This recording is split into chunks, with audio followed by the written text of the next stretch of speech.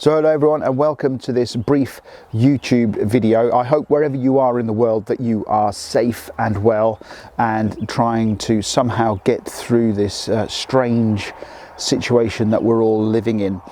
One of the things that I am still doing remotely is supporting clients make the right decisions around tools, around process and around adopting things like structured languages.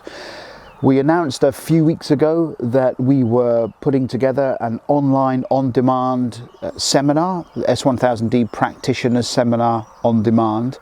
We are delighted that we are going to be releasing that very shortly, and my presentation is I'm going to go through the good, the bad and the ugly of S1000D to help you try and ask the right questions for your organization on whether S1000D would work for you or whether it's something that you might want to look to an alternative. So we're going to look at the good, the bad and the ugly.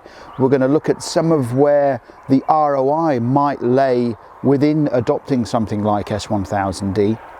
We're going to have a look at what's the new norm in the market, what is the future of technical publications and why we might need to be considering an XML-based strategy for our technical documentation, regardless of whether we go S1000D or something else.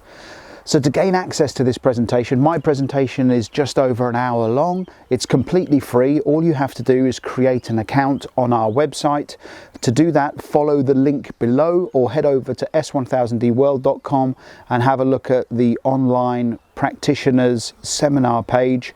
Complete the form and we'll create an account for you and you'll be able to watch the video. And of course, you'll be able to send in questions and comments to me because I want to hear what you guys think about things like S1000D and how to use things like S1000D. I'm Michael Ingledew. I'm all about making you successful with your technical documentation and technical information strategies. Please join me on this presentation as well as others that we are making available over the next couple of weeks. Stay safe and I look forward to hearing from you.